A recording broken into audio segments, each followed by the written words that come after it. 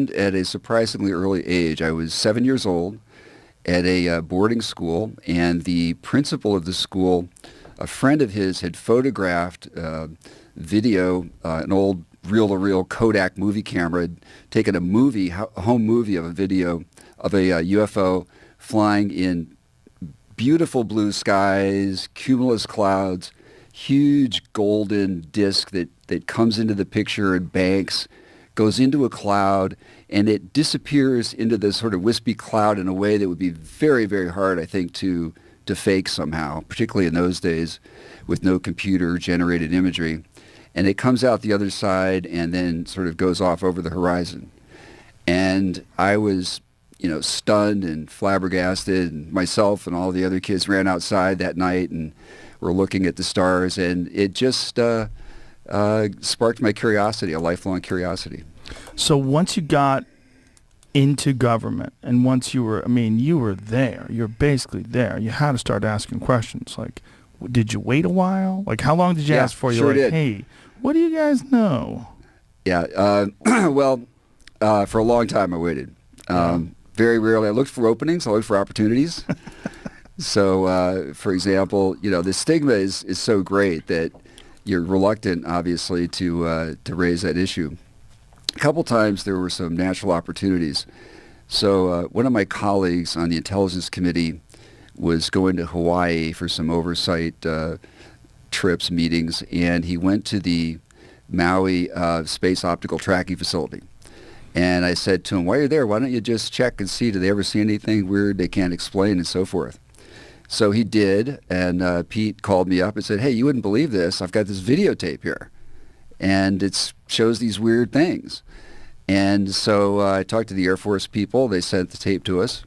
Turns out it was totally unclassified.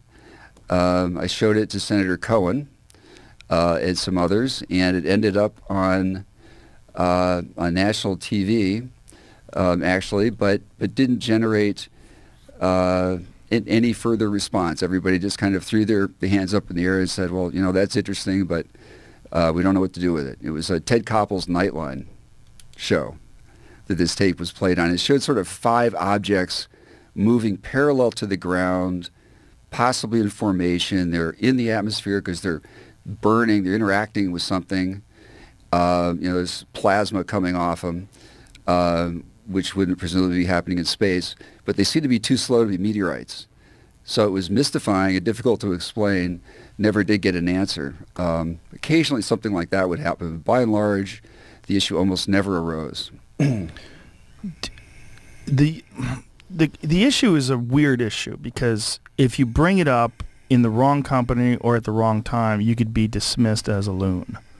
Did you feel that when you were there, like as a person who had a budding interest in unidentified flying objects and what have you? Did you feel like this is a politically risky thing to discuss, especially to discuss like in serious terms? Like, do you believe in these things? Like, what are they? What do we know? Was that an issue? Absolutely. I concealed my interest in the topic for years and very carefully, and confided to a few trustworthy friends. Had a few heart-to-heart talks with a couple individuals when I found a fellow traveler who was interested in this topic, but by and large, absolutely wanted to conceal that and not reveal that. Did you know Clinton? No, I did not. He would be the guy that I would go to. I feel he would probably there's a request that came to me once that I think was from President Clinton, and it was one of the astronauts claimed to have seen a UFO out at Edwards Air Force Base, and it was videotaped, he said. And he described this in his memoir and wanted the president to get hold of the tape, of the video. And Secretary Cohen came back to the Pentagon from a meeting, and a message came down to me to go to try to find this tape. And unfortunately, there was, I got nowhere with that. The Air Force was adamant that there was no such tape, there was no such information. Anything they had on UFOs had been destroyed. So I had one of these situations that's very common in this area, which is